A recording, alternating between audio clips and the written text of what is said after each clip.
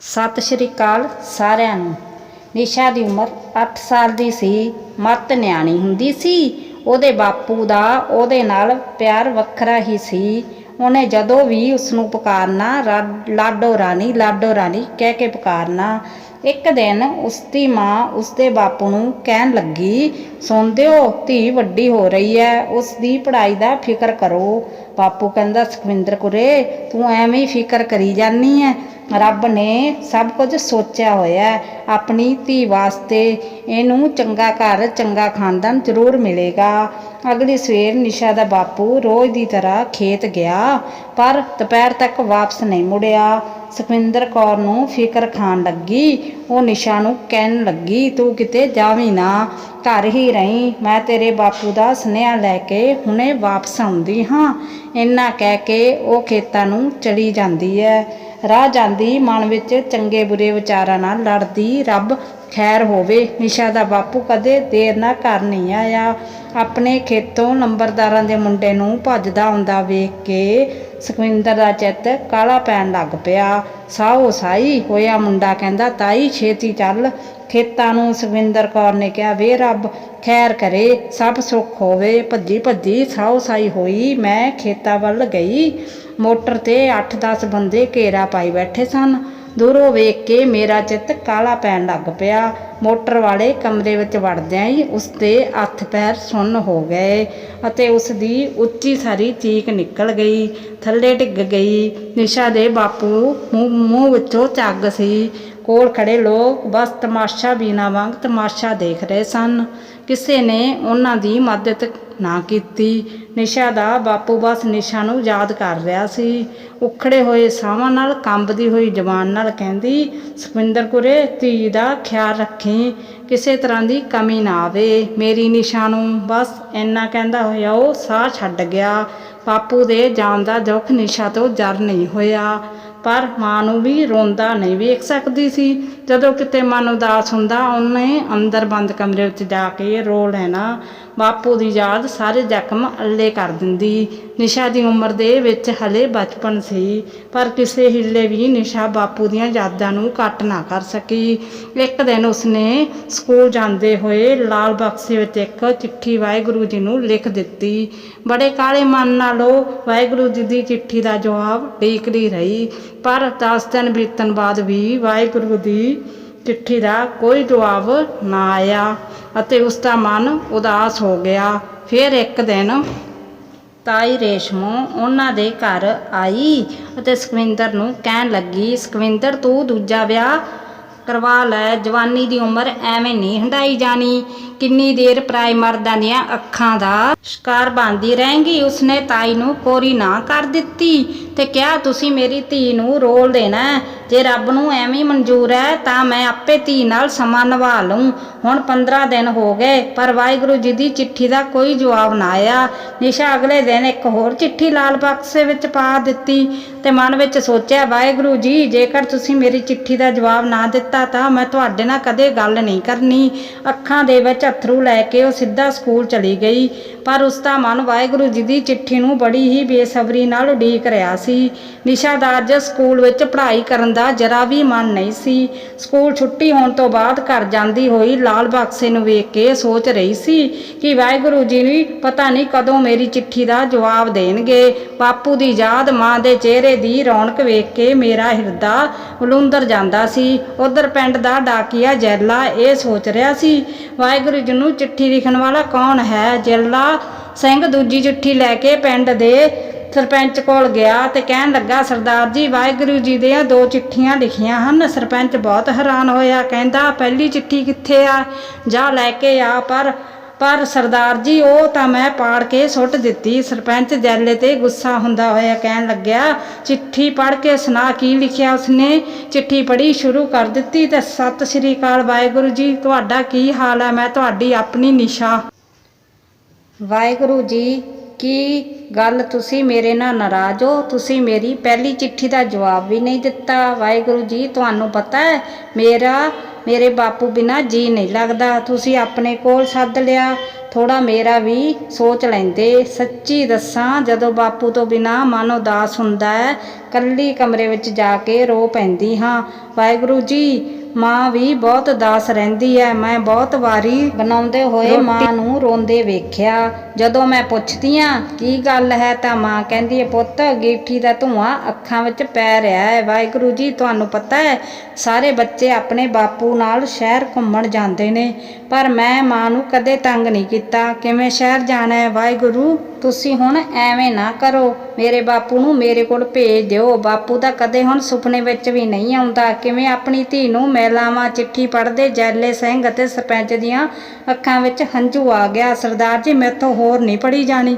ਸਰਪੰਚ ਠੰਡਾ ਸਾਹ ਭਰਦਾ ਹੋਇਆ ਚਿੱਠੀ ਨੂੰ ਪੂਰੀ ਕਰ ਉਹ ਹੌਸਲਾ ਕਰਕੇ ਚਿੱਠੀ ਦੁਬਾਰਾ ਪੜ੍ਹਨੀ ਸ਼ੁਰੂ ਕਰਦਾ। ਵਾਹਿਗੁਰੂ ਜੀ, 6 ਮਹੀਨੇ ਹੋ ਗਏ, ਮਾਂ ਨੇ ਸਕੂਲ ਦੀ ਫੀਸ ਨਹੀਂ ਦਿੱਤੀ। ਕਿਤਾਬਾਂ ਵੀ ਮੈਨੂੰ ਸਕੂਲ ਤੋਂ ਮਿਲੀਆਂ ਹਨ। ਪਹਿਲਾਂ ਮੈਨੂੰ ਮਾਸਟਰ ਬਹੁਤ ਤੰਗ ਕਰਦਾ ਸੀ, ਪਰ ਹੁਣ ਉਹ ਕੁਝ ਨਹੀਂ ਕਹਿੰਦਾ। ਵਾਹਿਗੁਰੂ ਜੀ, ਬਾਪੂ ਦੇ ਜਾਣ ਤੋਂ ਬਾਅਦ ਮੈਂ ਰਾਤ ਨੂੰ ਦੁੱਧ ਪੀ ਕੇ ਨਹੀਂ ਸੁੱਤੀ। ਅੱਧੀ ਛੁੱਟੀ ਵੇਲੇ ਸਾਰੇ ਬੱਚੇ ਚੀਜ਼ਾਂ ਖਾਂਦੇ ਹਨ, ਪਰ ਮੇਰੇ ਕੋਲ ਪੈਸੇ ਨਹੀਂ ਹੁੰਦੇ। ਪਰ ਮੈਂ ਕਦੇ ਮਾਂ ਨੂੰ ਸ਼ਿਕਾਇਤ ਨਹੀਂ ਕੀਤੀ। ਵਾਹਿਗੁਰੂ ਜੀ, ਇੱਕ ਗੱਲ ਹੋਰ ਦੱਸਾਂ, ਤਾਈ ਰੇਸ਼ਮੋਂ ਆਈ ਸੀ ਆਪਣੇ ਘਰ, ਪਤਾ ਨਹੀਂ ਮਾਂ ਨਾਲ ਕੀ ਗੱਲਾਂ ਕਰਦੀ ਸੀ। ਮਾਂ ਨੇ ਗੁੱਸੇ ਨਾਲ ਤਾਈ ਨੂੰ ਜਵਾਬ ਦਿੱਤਾ ਤੇ ਤਾਈ ਵਾਪਸ ਚਲੀ ਗਈ। ਵਾਹਿਗੁਰੂ ਜੀ, ਹੁਣ ਮੈਂ ਚਿੱਠੀ ਬੰਦ ਕਰਦੀ ਹਾਂ, ਬਾਕੀ ਗੱਲਾਂ ਤੁਹਾਨੂੰ ਫੇਰ ਦੱਸਾਂਗੀ। ਤੁਸੀਂ ਹੁਣ ਬਾਪੂ ਨੂੰ ਰਾਤ ਸੁਪਨੇ ਵਿੱਚ ਘੱਲ ਦੇਣਾ ਨਾਲ, ਅਤੇ ਬਾਪੂ ਨੂੰ ਕਹਿਣਾ ਮੇਰੀ ਚਿੱਠੀ ਦਾ ਜਵਾਬ ਦੇਵੇ। ਵਾਹਿਗੁਰੂ ਜੀ, ਜੇ ਬਾਪੂ ਨਾ ਆਇਆ ਨਾ ਮੈਂ ਵੀ ਤੁਹਾਡੇ ਕੋਲ ਆ ਜਾਣਾ, ਫਿਰ ਮੈਂ ਅਤੇ ਬਾਪੂ ਤੁਹਾਡੇ ਕੋਲ ਇਕੱਠੇ ਰਹਾਂਗੇ। ਚਿੱਠੀ ਖਤਮ ਹੁੰਦੇ ਹੀ ਸਰਪੰਚ ਅਤੇ ਜੈਲਾ ਸਿੰਘ ਦੀਆਂ ਅੱਖਾਂ ਦਾ ਪਾਣੀ ਰੁਕਣ ਦਾ ਨਾਮ ਨਹੀਂ ਲੈ ਰਿਹਾ ਸੀ। ਸਰਦਾਰ ਜੀ, ਕੁੜੀ ਦੀ ਉਦਾਸੀ ਦਾ ਕੋਈ ਹੱਲ ਦੱਸੋ। ਇੱਕ ਲੰਬੀ ਸੋਚ ਤੋਂ ਬਾਅਦ ਤੂੰ ਨਿਸ਼ਾ ਨੂੰ ਚਿੱਠੀ ਲਿਖ, ਵਾਹਿਗੁਰੂ ਬਣ ਕੇ। ਜੈਲਾ ਸਿੰਘ ਦਾ ਸਰਦਾਰ ਜੀ ਨੂੰ ਨਾ ਮੈਥੋਂ ਪਾਪ ਨਾ ਕਰਾਓ। ਮੈਂ ਕਿਵੇਂ ਇੱਕ ਛੋਟੀ ਬੱਚੀ ਦੇ ਜਜ਼ਬਾਤ ਨਾਲ ਖੇਡ ਸਕਦਾ ਹਾਂ। ਉਹ ਵਿਚਾਰੀ ਪਤਾ ਨਹੀਂ ਕੀ ਕੀ ਉਮੀਦਾਂ ਲਈ ਬੈਠੀ, ਪਰ ਸਰਪੰਚ ਦੇ ਵਾਰ-ਵਾਰ ਕਹਿਣ 'ਤੇ ਉਸਨੂੰ ਮਜਬੂਰ ਹੋਣਾ ਪਿਆ ਤੇ ਉਹ ਲਿਖਦਾ। ਅੱਖਾਂ ਦੇ ਵਿੱਚ ਪਾਣੀ ਭਰਦਾ ਹੋਇਆ ਉਹ ਚਿੱਠੀ ਲਿਖਣੀ ਬੰਦ ਕਰ ਦਿੱਤੀ ਅਤੇ ਫਿਰ ਸਰਪੰਚ ਉਸਨੂੰ ਕਹਿੰਦਾ, ਮੈਂ ਇੱਕ ਗੱਲ, ਤੂੰ ਇਹ ਚਿੱਠੀ ਨਿਸ਼ਾ ਦੇ ਘਰ ਆਪ ਦੇ ਕੇ ਆਵੀਂ। ਜੀ ਸਰਦਾਰ ਜੀ, ਜ਼ਰੂਰ ਜਾਵਾਂਗਾ। ਅਗਲੀ ਸਵੇਰ ਨਿਸ਼ਾ ਰੋਜ਼ਾਨਾ ਦੀ ਤਰ੍ਹਾਂ ਸਕੂਲ ਚਲੀ, ਪਰ ਰਸਤੇ ਵਿੱਚ ਪੈਂਦੇ ਚਿੱਠੀ ਵਾਲੇ ਬਕਸੇ ਤੋਂ ਉਸਦੀ ਨਿਗਾਹ ਤੇ ਧਿਆਨ ਪਾਸੇ ਨਾ ਹੋਇਆ। ਸਾਰਾ ਦਿਨ ਵਾਹਿਗੁਰੂ ਜੀ ਦੀ ਚਿੱਠੀ ਅਤੇ ਬਾਪੂ ਦੀ ਯਾਦ ਵਿੱਚ ਲੱਗਿਆ ਹੋਇਆ ਸੀ।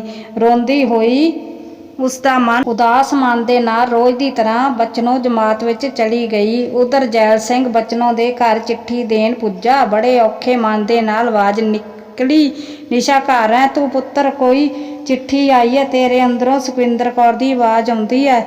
ਸਾਨੂੰ ਭਲਾ ਕਿਹਨੇ ਚਿੱਠੀ ਪਾ ਦਿੱਤੀ? ਪਤਾ ਨਹੀਂ ਭੈਣੇ, ਉਹ ਬੋਲਿਆ। ਚਿੱਠੀ ਪੜ੍ਹਦੇ ਹੋਏ ਜਸਵੰਤ ਕੌਰ ਬੋਲੀ, ਆ ਜਾ ਵੀਰ ਅੰਦਰ, ਲੱਸੀ ਪੀ ਕੇ ਜਾਈ। ਨਹੀਂ ਨਹੀਂ ਭੈਣ, ਫਿਰ ਸਹੀ ਵੀਰ ਪੜ੍ਹ ਕੇ ਤਾਂ ਸੁਣਾ, ਕਿੱਥੋਂ ਆਈ ਹੈ ਤੇ ਕੀ ਲਿਖਿਆ? ਭੈਣ, ਮੈਂ ਥੋੜਾ ਕਾਹਲੀ ਵਿੱਚ ਆ, ਤੂੰ ਨਿਸ਼ਾ ਨੂੰ ਦੇਵੀਂ, ਪੜ੍ਹ ਲਵੇਗੀ। ਇੰਨਾ ਕਹਿੰਦਾ ਹੋਇਆ ਉਹ ਅੱਗੇ ਵੱਧ ਗਿਆ, ਪਰ ਉਸਦੀਆਂ ਅੱਖਾਂ ਵਿੱਚੋਂ ਹੰਝੂ ਰੁਕਣੋਂ ਨਾ ਬੰਦ ਹੋਏ। ਸੁਖਵਿੰਦਰ ਕੌਰ ਨੇ ਚਿੱਠੀ ਅੰਦਰਲੇ ਕਮਰੇ ਵਿੱਚ ਰੱਖ ਦਿੱਤੀ ਅਤੇ ਆਪਣੇ ਕੰਮ ਵਿੱਚ ਜੁਟ ਗਈ। ਉਦਾਸ ਚਿਹਰੇ ਅਤੇ ਮਨ ਵਿੱਚ ਸੋਚਾਂ ਲੈ ਕੇ ਨਿਸ਼ਾ ਸਕੂਲ ਦੀ ਛੁੱਟੀ ਤੋਂ ਬਾਅਦ ਘਰ ਪਰਤ ਆਈ।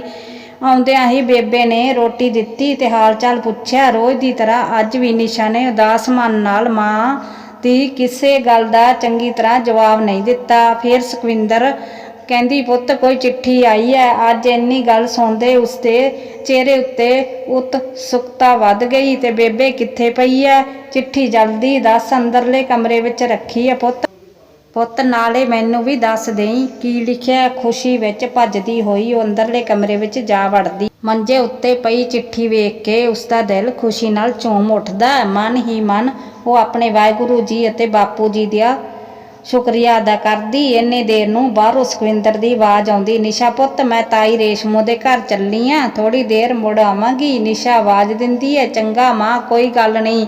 ਤੇ ਉਹ ਬੜੀ ਉਤਸੁਕਤਾ ਨਾਲ ਚਿੱਠੀ ਖੋਲ ਕੇ ਪੜ੍ਹਨਾ ਸ਼ੁਰੂ ਕਰਦੀ ਹੈ। ਚਿੱਠੀ ਲਿਖਤ, ਨਿਸ਼ਾ ਕੀ ਹਾਲ ਹੈ ਪੁੱਤ, ਮੈਂ ਤੇਰਾ ਵਾਹਿਗੁਰੂ ਜੀ ਬੋਲਦਾ। ਠੀਕ ਹੈ ਮੇਰਾ ਪੁੱਤ, ਨਾਰਾਜ਼ ਤਾਂ ਨਹੀਂ ਮੇਰੇ ਨਾਲ ਪੁੱਤ? ਕੰਮਾਂ ਕਾਰਾਂ ਵਿੱਚ ਰੁੱਝੇ ਹੋਣ ਕਰਕੇ ਮੈਂ ਤੇਰੀ ਪਹਿਲੀ ਚਿੱਠੀ ਦਾ ਜਵਾਬ ਨਹੀਂ ਦੇ ਸਕਿਆ।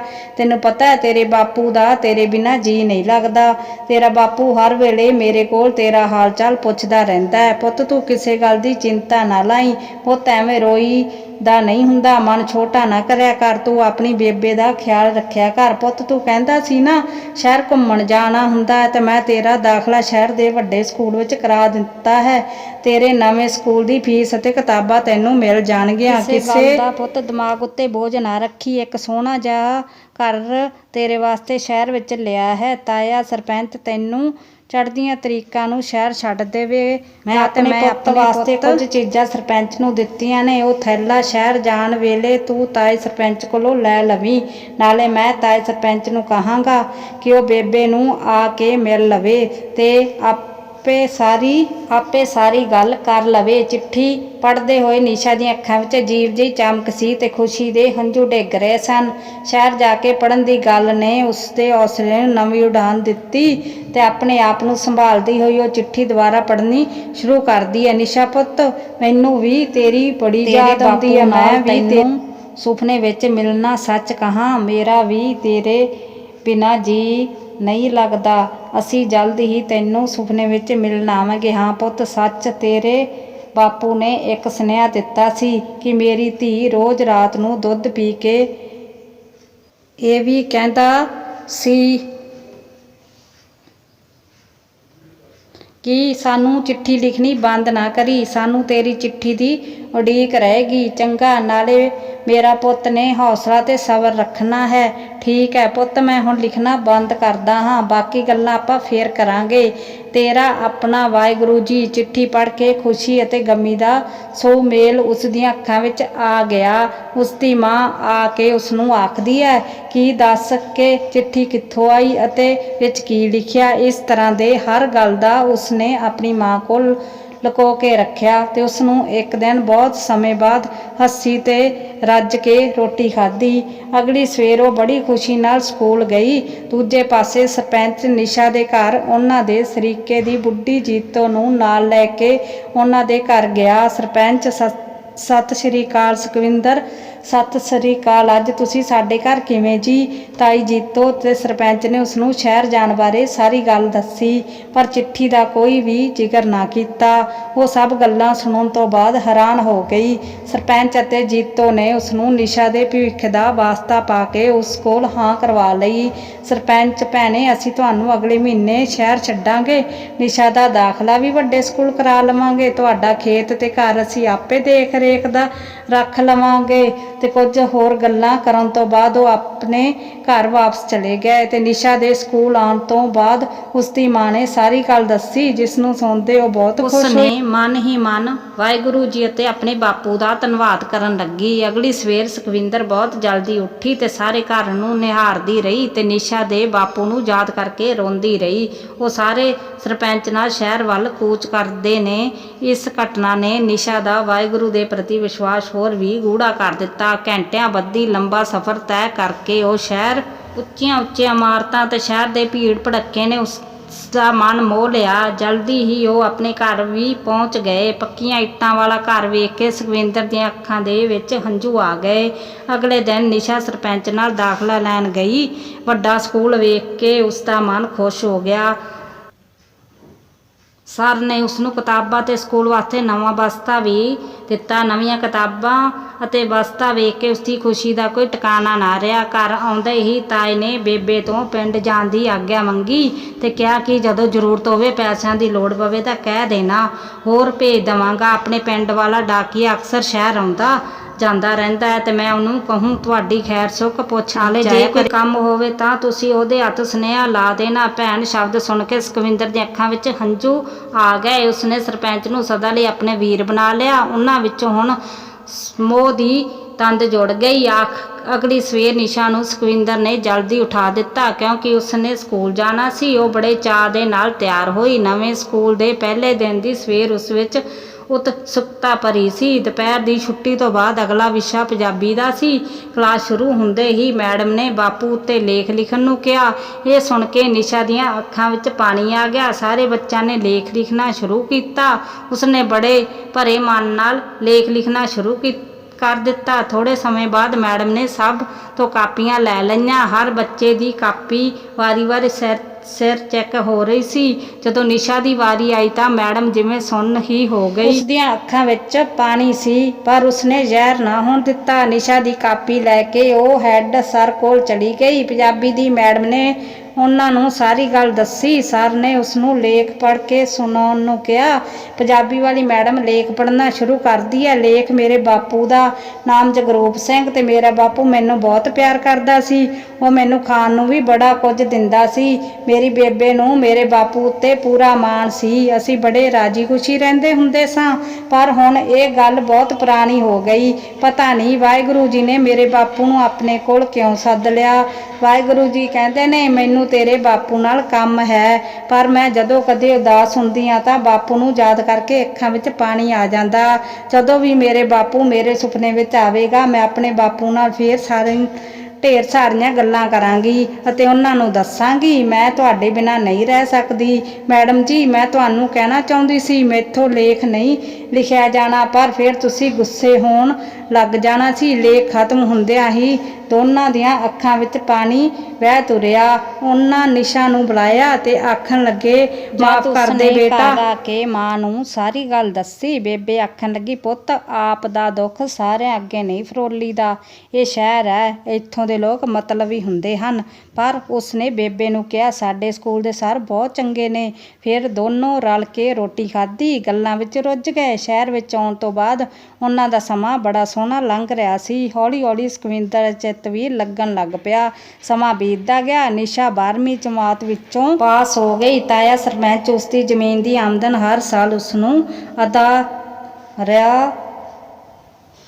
ਉਮਰ ਦੇ ਵਾਕਫੇ ਨਾਲ ਸੁਖਵਿੰਦਰ ਹੁਣ ਬੁੱਢੀ ਹੋ ਚੱਲੀ ਸੀ। ਉਸਨੂੰ ਹੁਣ ਨਿਸ਼ਾ ਦੇ ਵਿਆਹ ਦਾ ਫਿਕਰ ਸਤਾਉਣ ਲੱਗਾ।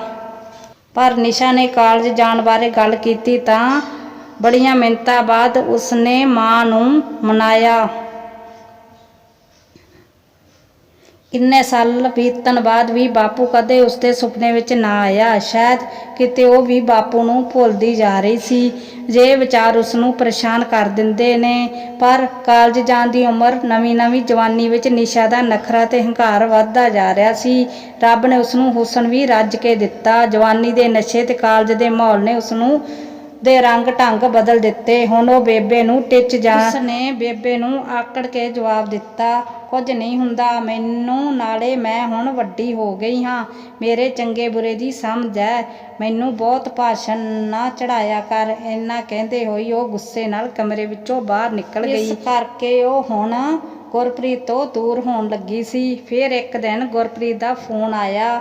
ਨਿਸ਼ਾ ਅੱਜ ਸ਼ਾਮ ਨੂੰ ਘਰ ਆ ਜਾਈਂ। ਮੰਮੀ ਡੈਡੀ ਘਰ ਨਹੀਂ ਹਨ। ਆਪਾਂ ਪਾਰਟੀ ਕਰਾਂਗੇ ਅਤੇ ਇੰਜੋਏ ਵੀ ਕਰਾਂਗੇ। ਉਹ ਇਸ਼ਕ ਅਤੇ ਹਵਸ ਵਿੱਚ ਅੰਨੀ ਹੋਈ ਗੁਰਪ੍ਰੀਤ ਨੂੰ ਉਸੇ ਵੇਲੇ ਹਾਂ ਕਰ ਦਿੱਤੀ। ਮਾਂ ਨੂੰ ਬਹਾਨਾ ਮਾਰਦੀ ਹੋਈ ਟਿੱਚ ਜਾਂਦੀ ਸੀ। ਕਾਲਜ ਦੇ ਵਿੱਚ ਖੁੱਲ੍ਹਾ ਮਾਹੌਲ ਹੋਣ ਕਰਕੇ ਉਸਦੀ ਦੋਸਤੀ ਉਸਦੇ ਹਾਣ ਦੇ ਮੁੰਡੇ ਨਾਲ ਹੋ ਗਈ। ਉਸਦਾ ਨਾਂ ਗੁਰਪ੍ਰੀਤ ਸੀ ਅਤੇ ਵੇਖਣ ਵਿੱਚ ਬਹੁਤ ਸੋਹਣਾ ਸੁਨੱਖਾ ਮੁੰਡਾ ਸੀ। ਉਸਨੇ ਇੱਕ ਨਵਾਂ ਮੋਬਾਈਲ ਗਿਫਟ ਕੀਤਾ। ਰਾਤ ਨੂੰ ਦੇਰ ਤੱਕ ਗੱਲਾਂ ਕਰਨੀਆਂ ਤੇ ਮਾਂ ਤੋਂ ਚੋਰੀ ਛੁਪੇ ਇਹ ਕੰਮ ਚੱਲਦਾ ਰਿਹਾ। ਪਰ ਉਸਦੀ ਮਾਂ ਨੂੰ ਉਸਦੀਆਂ ਹਰਕਤਾਂ ਦਾ ਪਤਾ ਸੀ। ਪਹਿਲਾਂ ਤਾਂ ਉਹ ਕੁਝ ਨਹੀਂ ਬੋਲੀ। ਫਿਰ ਇੱਕ ਦਿਨ ਆਖਣ ਲੱਗੀ ਪੁੱਤ ਇੱਜ਼ਤ ਤਾਂ ਮਾਂ ਬਾਪ ਦਾ ਗਹਿਣਾ ਹੁੰਦਾ ਹੈ। ਆਪਣੀ ਪੱਤ ਰੋਲਣ ਤੋਂ ਪਹਿਲਾਂ ਆਪਣੇ ਬਾਪੂ ਵੱਲ ਨਿਗਾਹ ਮਾਰ ਲਈ। ਜਵਾਨੀ ਅਤੇ ਇਸ਼ਕ ਵਿੱਚ ਅੰਨੀ ਹੋਈ ਨੇ ਅੱਜ ਮੇਰੀ ਸਹੇਲੀ ਦਾ ਵਿਆਹ ਹੈ। ਮੈਂ ਕੱਲ ਸਵੇਰੇ ਘਰ ਪਰਤਾਂਗੀ। ਉਹ ਥੋੜੀ ਜ਼ਰੂਰੀ ਸਮਾਨ ਚੁੱਕ ਕੇ ਘਰੋਂ ਬਾਹਰ ਨਿਕਲ ਗਈ ਤੇ ਬਾਹਰ ਚੌਂਕ ਵਿੱਚ ਗੁਰਪ੍ਰੀਤ ਕਾਰ ਵਿੱਚ ਉਸਦੀ ਵੇਟ ਕਰ ਰਿਹਾ ਸੀ। ਉਹ ਖੁਸ਼ੀ ਕਾਰ ਵਿੱਚ ਬੈਠ ਗਈ। ਫਿਰ ਉਹ ਸਿਨੇਮੇ ਹਾਲ ਵਿੱਚ ਫਿਲਮ ਦੇਖਣ ਚਲੇ ਗਏ। ਰਾਤ ਨੂੰ ਉਹ ਲੇਟ ਹੋ ਗਏ ਤੇ ਗੁਰਪ੍ਰੀਤ ਨੇ ਮੈਡੀਕਲ ਸਟੋਰ ਤੇ ਗੱਡੀ ਰੋਕ ਕੇ ਉਸਨੂੰ ਕੁਝ ਦਵਾਈ ਲੈਣ ਬਾਰੇ ਕਿਹਾ। ਉਹ ਸ਼ਾਇਦ ਅਣਜਾਣ ਬਣ ਕੇ ਸਭ ਕੁਝ ਦੇਖ ਰਹੀ ਸੀ। ਸ਼ਾਇਦ ਹਵਸ ਉਸਦੀ ਜ਼ਿੰਦਗੀ ਦੇ ਤਜਰਬੇ ਉੱਤੇ ਹਾਵੀ ਹੋ ਰਹੀ ਸੀ। ਗੁਰਪ੍ਰੀਤ ਦੇ ਘਰ ਪਹੁੰਚਣ ਤੇ ਉਸਨੂੰ ਆਖਣ ਲੱਗਾ ਨਿਸ਼ਾ ਤੂੰ ਥੋੜੀ ਦੇਰ ਆਰਾਮ ਕਰ ਤੇ ਮੈਂ ਹੁਣੇ ਨਹਾ ਕੇ ਵਾਪਸ ਆਉਂਦਾ ਹਾਂ। ਗੁਰਪ੍ਰੀਤ ਦੀ ਵੇਟ ਕਰਦੀ ਤੇ ਉਸਦੀ ਪਤਾ ਨਹੀਂ ਕਦੋਂ ਅੱਖ ਲੱਗ ਗਈ ਅਤੇ ਉਸ ਸ਼ਾਮ ਬਾਪੂ ਜੀ ਉਸਦੇ ਸੁਪਨੇ ਵਿੱਚ ਆਏ। ਪੁੱਛਣ ਲੱਗੇ, ਕੀ ਹਾਲ ਹੈ ਬੱਚੇ, ਠੀਕ ਹੈ ਮੇਰਾ ਪੁੱਤ? ਜੀ ਬਾਪੂ ਜੀ। ਨਿਸ਼ਾ, ਮੈਂ ਠੀਕ ਹਾਂ। ਤੇ ਨੇ ਬਾਪੂ ਜੀ, ਹੁਣ ਮੇਰਾ ਪੁੱਤ ਵੱਡਾ ਹੋ ਗਿਆ, ਆਪਣੀ ਮਰਜ਼ੀ ਦਾ ਮਾਲਕ ਹੋ ਗਿਆ, ਮਾਂ ਨੂੰ ਵੀ ਕੁਝ ਨਹੀਂ ਜਾਣਦਾ, ਸ਼ਹਿਰ ਜੋ ਆ ਗਿਆ, ਇਹ ਹੁਣ ਜੀਵਨ ਦਾ ਰੰਗ ਢੰਗ ਬਦਲਣਾ ਹੀ। ਬਾਪੂ ਦੀਆਂ ਗੱਲਾਂ ਨੇ ਉਸਦੀ ਰੂਹ ਕੰਬਣ ਲਾ ਦਿੱਤੀ। ਉਹ ਰੋਂਦੇ ਰੋਂਦੇ ਬਾਪੂ ਜੀ ਦੀ ਤੇ ਹੋਈ ਗਲਤੀ ਲਈ ਮਾਫੀ ਮੰਗਣ ਲੱਗੀ। ਬਾਪੂ, ਨਿਸ਼ਾ ਪੁੱਤ, ਕਿਹੜੇ ਰਾਹਾਂ ਤੇ ਤੁਰ ਪਿਆ ਹੈ? ਸ਼ਾਇਦ ਸਾਡੇ ਪਿਆਰ 'ਚ ਕਮੀ ਰਹਿ ਗਈ ਹੋਵੇਗੀ, ਜਿਹੜਾ ਤੂੰ ਇੰਨਾ ਰਾਹਾਂ ਤੇ ਤੁਰ ਪਈ। ਗੱਲ ਕਰਦੇ ਕਰਦੇ ਬਾਪੂ ਦੀਆਂ ਅੱਖਾਂ ਵਿੱਚੋਂ ਪਾਣੀ ਆ ਗਿਆ। ਉਸਨੇ ਬਾਪੂ ਜੀ ਤੋਂ ਮਾਫੀ ਮੰਗੀ ਅਤੇ ਅੱਗੇ ਤੋਂ ਕੋਈ ਗਲਤ ਕੰਮ ਨਾ ਕਰਨ ਦੀ ਗੱਲ ਕਹੀ। ਇੰਨਾ ਸੁਣਦੇ ਹੀ ਬਾਪੂ ਜੀ ਨੇ ਉਸਨੂੰ ਗਲਵੱਕੜੀ ਵਿੱਚ ਲੈ ਲਿਆ। ਉਸਨੇ ਨਾਰਾਜ਼ਗੀ ਭਰੇ ਸ਼ਬਦਾਂ ਵਿੱਚ ਬਾਪੂ ਜੀ ਨੂੰ ਕਿਹਾ, ਕੀ ਗੱਲ ਬਾਪੂ ਜੀ, ਇੰਨੇ ਸਾਲ ਸਾਡੀ ਯਾਦ ਨਹੀਂ ਆਈ ਤੁਹਾਨੂੰ? ਨਹੀਂ ਪੁੱਤ, ਇਹ ਗੱਲ ਨਹੀਂ, ਵਾਹਿਗੁਰੂ ਜੀ ਨੇ ਜ਼ਿੰਮੇਵਾਰੀ ਭਾਰੀ ਲਾਈ ਹੈ ਮੇਰੇ ਤੇ। ਉਹ ਅਜੇ ਬਾਪੂ ਨਾਲ ਗੱਲਾਂ ਕਰ ਹੀ ਰਹੀ ਸੀ ਕਿ ਅਚਾਨਕ ਬਾਪੂ ਜੀ ਕਹਿੰਦੇ, ਪੁੱਤ ਹੁਣ ਮੈਂ ਚੱਲਦਾ ਹਾਂ, ਫਿਰ ਮਿਲਾਂਗੇ। ਮਾਂ ਨੂੰ ਸਤਿ ਸ੍ਰੀ ਕਹਿ ਕੇ ਕੋਈ ਐਸਾ ਕੰਮ ਨਾ ਕਰੀ ਮੇਰਾ ਪੁੱਤ ਜਿਸ ਨਾਲ ਮੇਰੀ ਪੱਗ ਨੂੰ ਦਾਗ ਲੱਗੇ। ਇੰਨਾ ਕਹਿੰਦੇ ਹੋਏ ਬਾਪੂ ਜੀ ਅਦ੍ਰਿਸ਼ ਹੋ ਗਏ ਅਤੇ ਉਸਦੀ ਜਾਗ ਖੁੱਲ੍ਹ ਗਈ ਤੇ ਅੱਖਾਂ ਖੁੱਲ੍ਹਦੇ ਹੀ ਮੇਰੇ ਚਿਹਰੇ ਉੱਤੇ ਪਸੀਨਾ ਸੀ, ਦਿਲ ਦੇ ਵਿੱਚ ਇੱਕ ਅਜੀਬ ਜਿਹਾ ਡਰ ਤੇ ਬਾਪੂ ਜੀ ਦੇ ਸੁਪਨੇ ਵਿੱਚ ਮਿਲਣ ਦੀ ਖੁਸ਼ੀ ਮੇਰੇ ਚਿਹਰੇ ਉੱਤੇ ਸਾਫ਼-ਸਾਫ਼ ਦਿਖਾਈ ਦੇ ਰਹੀ ਸੀ। ਉਹ ਹੁਣ ਕਿਸੇ ਵੀ ਤਰ੍ਹਾਂ ਉੱਥੋਂ ਜਾਣਾ ਚਾਹੁੰਦੀ ਸੀ। ਅਚਾਨਕ ਗੁਰਪ੍ਰੀਤ ਦੇ ਡੈਡੀ ਦਾ ਫੋਨ ਆਉਂਦਾ ਕਿ ਉਹ ਅੱਧੇ ਘੰਟੇ ਤੱਕ ਘਰ ਆ ਰਹੇ ਹਨ। ਇੱਕ ਪਲ ਉਸਨੂੰ ਇੱਦਾਂ ਲੱਗਿਆ ਜਿਵੇਂ ਵਾਹਿਗੁਰੂ ਜੀ ਨੇ ਉਸਦੇ ਅੱਗੇ ਹੋ ਕੇ ਸੁਣ ਲਈ। ਹੁਣ ਉਹ ਉਸਦੇ ਘਰੋਂ ਵਾਪਸ ਆ ਗਈ। ਆਉਂਦੇ ਹੀ ਮਾਂ ਨੂੰ ਸਵਾਲ ਜਵਾਬ ਕਰਨ ਲੱਗੀ, ਕੀ ਗੱਲ ਪੁੱਤ, ਜਲਦੀ ਆ ਗਿਆ ਤੂੰ? ਰਾਤ ਰੁਕਣਾ ਸੀ ਆਪਣੀ ਸਹੇਲੀ ਘਰ? ਨਹੀਂ, ਮੈਂ ਬਸ ਵੈਸੇ ਹੀ ਮਨ ਨਹੀਂ ਕੀਤਾ ਰੁਕਣ ਦਾ। ਇੰਨਾ ਕਹਿੰਦੇ ਹੋਏ ਅੱਖਾਂ ਦਾ ਪਾਣੀ ਵਹਿ ਤੁਰਿਆ ਤੇ ਉਸਨੇ ਰੋਂਦੀ ਹੋਈ ਮਾਂ ਨੂੰ ਸਾਰੀ ਗੱਲ ਉਸ ਦੀਆਂ ਗੱਲਾਂ ਸੁਣ ਕੇ ਸੁਖਵਿੰਦਰ ਡਿੱਗਦੀ ਬੱਚੀ, ਤੇ ਪੁੱਤ ਮੇਰੇ ਵੱਲ ਹੀ ਦੇਖ ਲਾ, ਤੇਰਾ ਪਿਓ ਦੇ ਜਾਣ ਤੋਂ ਬਾਅਦ ਆਪਣੇ ਚਾਅ ਦਾ ਵੀ ਪੰਡ ਵੀ ਮੈਂ ਉਸ ਦਿਨ ਉਸ ਦੇ ਨਾਲ ਜਲਾ ਦਿੱਤੀ ਸੀ। ਚੜ੍ਹਦੀ ਜਵਾਨੀ ਦਾ ਤੇ ਵਿਧਵਾ ਔਰਤ ਦਾ ਸਬਰ ਇਹ ਦੁਨੀਆ ਜ਼ਰੂਰ ਦੇਖਦੀ ਹੈ। ਆਪਣੀ ਮਾਂ ਤੇਰੇ ਸਹਾਰੇ ਸਾਰੀ ਉਮਰ ਹੀ ਸਬਰ ਨਾਲ ਕੱਢ ਗਈ ਤੇ ਤੇਰੇ ਤੋਂ ਜਵਾਨੀ ਹੀ ਸਬਰ ਨਾ ਸੰਭਲੀ ਜਾ ਰਹੀ। ਨਿਸ਼ਾ, ਮਾਫ਼ ਕਰ ਦੇ ਮਾਂ, ਰੋਂਦੇ ਹੋਏ ਆ ਹੰਝੂ ਦੇਖ ਕੇ ਹੀ ਤਾਂ ਮਾਪੇ ਪਿਘਲ ਜਾਂਦੇ ਹੈ। ਹੁਣ ਉਹ ਪਹਿਲਾਂ ਵਾਲੀ ਨਿਸ਼ਾ ਨਹੀਂ ਰਹੀ, ਰੋਜ਼ਾਨਾ ਦੀ ਤਰ੍ਹਾਂ ਹਰ ਰੋਜ਼ ਕਾਲਜ ਜਾਣਾ। ਪਰ ਗੁਰਪ੍ਰੀਤ ਨਾਲ ਕੋਈ ਗੱਲ ਨਹੀਂ। ਮਾਂ ਨੂੰ ਇਸ ਘਟਨਾ ਦਾ ਬਹੁਤ ਅਫਸੋਸ ਹੋਇਆ ਤੇ ਬੇਬੇ ਸਾਰੀ ਗੱਲ ਦਿਲ ਨੂੰ ਲਾ ਬੈਠੀ ਤੇ ਭਿਆਨਕ ਬਿਮਾਰੀ ਦੀ ਚਪੇਟ ਵਿੱਚ ਆ ਗਈ ਤੇ ਅਖੀਰ ਦੁਨੀਆ ਛੱਡ ਗਈ। ਬੇਬੇ ਦੇ ਜਾਣ ਮਗਰੋਂ ਤਾਇਆ ਸਰਪੰਚ ਉਸਦੇ ਘਰ ਮਿਲਣ ਵਾਸਤੇ ਆਇਆ। ਪੁੱਤ ਨਿਸ਼ਾ, ਹੁਣ ਸ਼ਹਿਰ ਕੱਲੀ ਹੈ, ਜੇ ਤੂੰ ਆਖੇ ਤਾਂ ਮੈਂ ਤੈਨੂੰ ਆਪਣੇ ਨਾਲ ਪਿੰਡ ਲੈ ਚੱਲਦਾ। ਨਿਸ਼ਾ, ਤਾਇਆ ਜੀ ਨਹੀਂ, ਮੈਂ ਆਪਣੀ ਜ਼ਿੰਦਗੀ ਕੁਝ ਕਰਨ ਲਈ ਸ਼ਹਿਰ ਵਿੱਚ ਹੀ ਕੰਮ ਲੱਭ ਲੈਣਾ ਹੈ। ਮੇਰੀ 15 ਜਮਾਤਾਂ ਦੀ ਪੜ੍ਹਾਈ ਵੀ ਪੂਰੀ ਹੋ ਗਈ ਤਾਂ ਮੈਨੂੰ ਆਪਣੇ ਇੱਕ ਦੋਸਤ ਕੋਲ ਕੰਮ ਤੇ ਲਗਵਾ ਦਿੱਤਾ। ਤੇ ਵਕੀਲ ਸਾਹਿਬ ਇੱਕ ਦਿਨ ਆਖਣ ਲੱਗੇ, ਨਿਸ਼ਾ ਤੂੰ ਆਖਣ ਲੱਗੇ, ਪੁੱਤ ਤੇਰੀਆਂ 15 ਜਮਾਤਾਂ ਦੀ ਪੜ੍ਹਾਈ ਪੂਰੀ ਹੋ ਗਈ ਤੇ ਹੁਣ ਤੂੰ ਵਕਾਲਤ ਦੀ ਪੜ੍ਹਾਈ ਪੂਰੀ ਕਰ। ਨਿਸ਼ਾ, ਪਰ ਮੇਰੇ ਕੋਲ ਤਾਂ ਵਕਾਲਤ ਦੀ ਪੜ੍ਹਾਈ ਲਈ ਖਰਚਾ ਨਹੀਂ ਹੈ, ਆਖਦੀ ਹੋਈ ਉਸਨੇ ਜਵਾਬ ਦਿੱਤਾ। ਵਕੀਲ ਅੰਕਲ, ਪੁੱਤ ਤੇਰੇ ਪੈਸੇ ਮੈਂ ਖਰਚ ਦਿਆਂ, ਜਦੋਂ ਕਮਾਈ ਕਰੇਂਗੀ ਵਾਪਸ ਮੋੜ ਦੇਣਾ। ਵਾਹਿਗੁਰੂ ਜੀ ਦੇ ਆਸ਼ੀਰਵਾਦ ਸਦਕੇ ਉਸਨੂੰ ਵਕਾਲਤ ਵਿੱਚ ਦਾਖਲਾ ਮਿਲ ਗਿਆ। ਵਕਾਲਤ ਦੀ ਪੜ੍ਹਾਈ ਦੇ ਨਾਲ ਨਾਲ ਉਸਦਾ ਵਕੀਲ ਸਾਹਿਬ ਕੋਲ ਨੌਕਰੀ ਵੀ ਕਰਨ ਦਾ ਸਮਾਂ ਬੀਤਦਾ ਗਿਆ। ਇੱਕ ਦਿਨ ਵਕੀਲ ਸਾਹਿਬ ਆਖਣ ਲੱਗੇ, ਨਿਸ਼ਾ ਪੁੱਤ ਤੂੰ ਸਿਆਣੀ ਤੇ ਸਮਝਦਾਰ ਨਾ, ਮੇਰੀ ਧੀਆਂ ਵਰਗੀ ਹੈ। ਅਗਲੇ ਮਹੀਨੇ ਤੇਰੀ ਵਕਾਲਤ ਦੀ ਪੜ੍ਹਾਈ ਖਤਮ ਹੋਣੀ ਹੈ। ਜੀ ਅੰਕਲ ਜੀ, ਆਪਾਂ ਇਕੱਠਿਆਂ ਨੇ ਤਾਈ ਨੂੰ ਮਿਲਣ ਜਾਣਾ ਹੈ ਪਿੰਡ। ਨਿਸ਼ਾ, ਕੱਲ ਨੂੰ? ਠੀਕ ਅੰਕਲ ਜੀ, ਜਿੱਦਾਂ ਤੁਸੀਂ ਕਹੋ। ਅਗਲੇ ਦਿਨ ਉਹ ਵਕੀਲ ਸਾਹਿਬ ਸਰਪੰਚ ਨੂੰ ਮਿਲਣ ਪਿੰਡ ਵਗ ਗਏ। ਉਸ ਨੇ ਜਾਂਦਿਆਂ ਸਰਪੰਚ ਤਾਏ ਨੂੰ ਗਲਵੱਕੜੀ ਪਾ ਲਈ, ਆ ਮੇਰਾ ਬੱਚਾ ਪੁੱਤ, ਅੱਜ ਸਾਡੇ ਵਿਹੜੇ ਖੁਸ਼ੀਆਂ ਆ ਗਈਆਂ।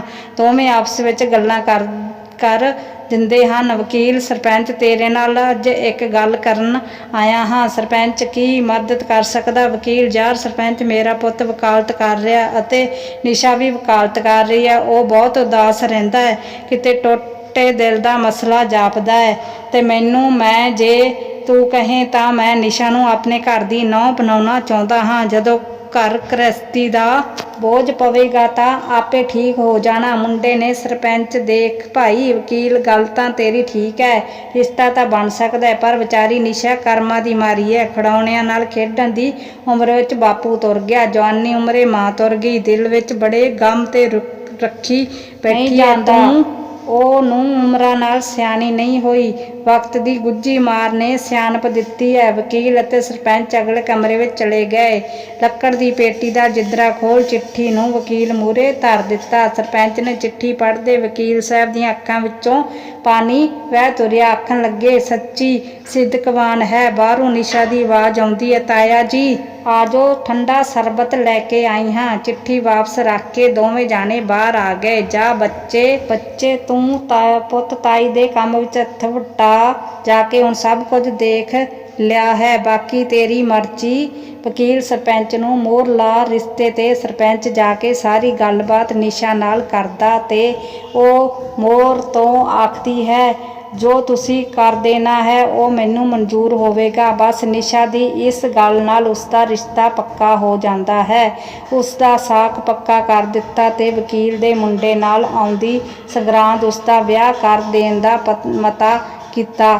ਤਾਇਆ ਜੇਬ ਵਿੱਚੋਂ 11 ਰੁਪਏ ਕੱਢਦਾ ਵਕੀਲ ਦੇ ਹੱਥ ਉੱਤੇ ਧਰਦਾ ਤੇ ਕਹਿੰਦਾ, ਹੋ ਗਿਆ ਮੁੰਡਾ ਅੱਜ ਤੋਂ ਸਾਡਾ। ਨਿਸ਼ਾ ਨੇ ਤਾਏ ਦੀ ਇੱਜ਼ਤ ਖਾਤਰ ਬਿਨਾਂ ਵੇਖੇ ਰਿਸ਼ਤੇ ਲਈ ਹਾਂ ਕਰ ਦਿੱਤੀ, ਪਰ ਮਨ ਹੀ ਮਨ ਉਲਝਣਾਂ ਮੁੰਡੇ ਪ੍ਰਤੀ ਇਸ ਤਰ੍ਹਾਂ ਦੇ ਚਿੱਤਰ ਬਣਾਉਂਦੀਆਂ ਸਨ। ਸੋਚਾਂ ਵਿੱਚ ਡੁੱਬੀ ਵਾਹਿਗੁਰੂ ਜੀ ਦਾ ਧੰਨਵਾਦ ਕਰਦੀ ਹੈ। ਵਿਆਹ ਵਿੱਚ ਸਮਾਂ 10 ਦਿਨ ਰਹਿੰਦਾ ਹੈ ਸੀ। ਤਾਇਆ ਸਰਪੰਚ ਵਿਆਹ ਦੀਆਂ ਸਾਰੀਆਂ ਤਿਆਰੀਆਂ ਦੇ ਵਿੱਚ ਜੁਟ ਗਿਆ। ਤਾਏ ਵੱਲ ਵੇਖ ਉਹ ਸੋਚਣ ਲੱਗੀ, ਅੱਜ ਮੇਰਾ ਬਾਪੂ ਬੈਠਾ ਹੁੰਦਾ ਉਹ ਵੀ ਏਦਾਂ ਭੱਜ ਨੱਠ ਕਰਦਾ। ਮੇਰੇ ਲਈ ਖਿਆਲ ਤੇ ਪਰਿੰਦੇ ਉੱਡ ਕੇ ਗੱਲਾਂ ਕਰ ਰਹੇ ਸਨ, ਪਰ ਤਾਈ ਦੀ ਹਾਕ ਨੇ ਖਿਆਲ ਨੂੰ ਸੰਨ ਲਾ ਦਿੱਤਾ। ਪੁੱਤ ਨਿਸ਼ਾ ਦੇਖ, ਤੇਰੇ ਲਈ ਸ਼ਹਿਰੋਂ ਸੂਟ ਲਿਆਈਆਂ, ਚੰਗੇ ਲੱਗਦੇ ਆ ਜਾਂ ਨਹੀਂ ਦੱਸ ਖਾਂ। ਸੂਟਾਂ ਨੂੰ ਤੱਕਦੀ ਹੋਈ ਮੈਂ ਆਖਿਆ, ਤਾਈ ਬਹੁਤ ਸੋਹਣੇ ਨੇ, ਤੁਸੀਂ ਮੇਰੇ ਵਾਸਤੇ ਮਾੜੀ ਚੀਜ਼ ਕਿੱਦਾਂ ਲਿਆ ਸਕਦੇ ਹੋ। ਪਿੰਡ ਦੇ ਸਾਰੇ ਬੰਦੇ ਉਸਦੇ ਵਿਆਹ ਵਿੱਚ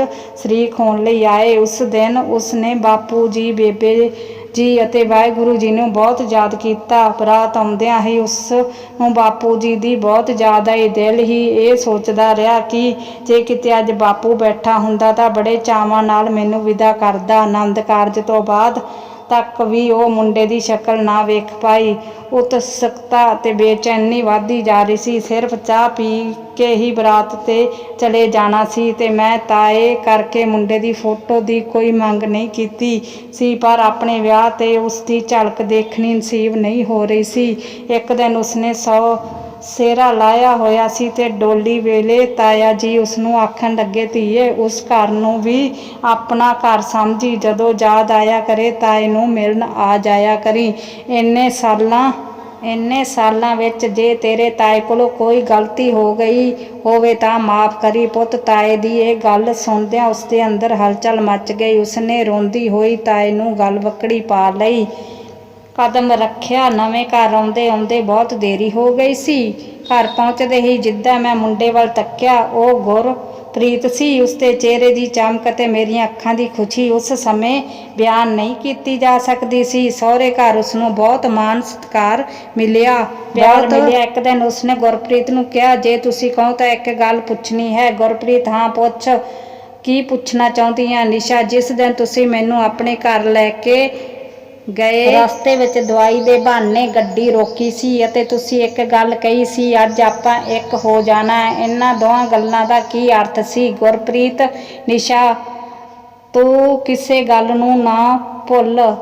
ਤੇਰੀਆਂ ਇਹ ਅਦਾਵਾਂ ਕਰਕੇ ਤਾਂ ਮੈਂ ਤੈਨੂੰ ਪਿਆਰ ਕਰਦਾ ਸੀ। ਉਸ ਦਿਨ ਮੈਡੀਕਲ ਸਟੋਰ ਤੋਂ ਡੈਡੀ ਜੀ ਦੀ ਦਵਾਈ ਲੈਣੀ ਸੀ ਜੋ ਮੈਂ ਸਵੇਰੇ ਭੁੱਲ ਗਿਆ ਸੀ, ਅਤੇ ਆਪਣੇ ਇੱਕ ਹੋ ਜਾਣ ਦਾ ਮਤਲਬ ਮੇਰਾ ਪਿਆਰ ਦਾ ਇਜ਼ਹਾਰ ਕਰਨਾ ਸੀ। ਇਸ ਤੋਂ ਇਲਾਵਾ ਕੁਝ ਨਹੀਂ। ਤੇਰੇ ਜਾਣ ਤੋਂ ਬਾਅਦ ਮੈਂ ਕਿਸੇ ਕੁੜੀ ਵੱਲ ਤੱਕਿਆ ਵੀ ਨਹੀਂ, ਇਮਾਨਦਾਰੀ ਨਾਲ ਆਪਣੀ ਪੜ੍ਹਾਈ ਕਰਦਾ ਰਿਹਾ।